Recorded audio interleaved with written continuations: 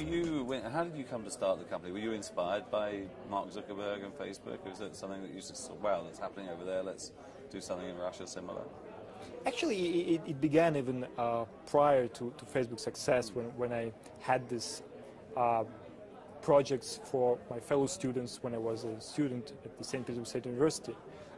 So I had these community projects. We had discussion boards, chats. We had a section where you could exchange materials for your examinations and things like that, the lessons, everything. And so it was in the beginning of this century. So it's like 10 years ago. So I started really early, and I built a community around it. But when I graduated the university at 2006, I realized that I'm not good at supporting projects for students because I'm no longer a student.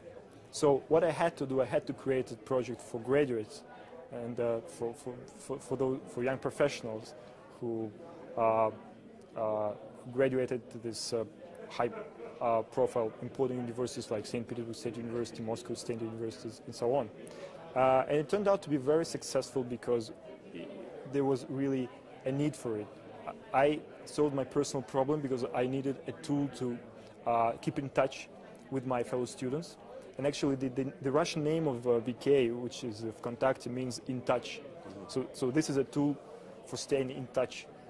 And it grew very rapidly, so it was. I mean, you must keep a very close eye on Facebook and what they're doing. I mean, are there important differences in terms of how your site has evolved compared to the directions that they've been taking? Sure. What you have in the Russian market is that you don't have a lot of young companies, a lot of startups, a lot of infrastructure to support you. So if Facebook was very open from the beginning and they didn't need to create their own video services or their own sophisticated audio services and so on, we had to build it from scratch because you didn't have them on the Russian market. Because if users wanted to do this, you couldn't just forward them to YouTube. There's no Sean Parker to come around and give you advice either. And, yeah. Yeah. So what did you do? I mean, how did? So it's much more all-encompassing system, is it? That you Absolutely. Yeah. It's a bit more centralized. It used to be a bit more centralized. It's much more open now.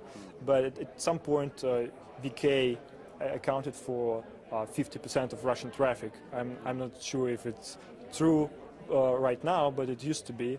But if it's not true right now, it's a good sign, because more and more companies appear and attract traffic on this. And I guess Facebook has evolved to have much more sharing of video, much more like the relationship with Spotify, where people are now sharing what music they're listening to, the news feeds and so forth. I mean, have you found that the experience that you're offering, the various services you're offering your Russian customers, I mean, has that changed dramatically over the last 2 or 3 years, or is it still pretty incremental? Well, actually, yeah, we are very innovative in this. Every month we introduce 7 major improvements to the site, and we announce it loudly. These are the 7 new things of this month. Well, and for example, talking about Spotify, and Daniel Ek visited me in St. Petersburg a few weeks ago, and he said, look, we've done this thing with Facebook, maybe you should consider doing the same with us. And I said, yeah, it sounds nice, but we already have an audio service of our own because of our history. And then 2 weeks ago we announced that you could see what your friends are listening to, and you could switch in and you could listen to the songs your friends is listening to, and then when he finishes to listen this one and goes to the next one, you can continue, and this is like a radio, really. This is something that Facebook only announced. They didn't build it yet. And one of the things that they're a bit slower about this is that when you have a partnership and you have to rely on a third party to do something, this communication costs apply.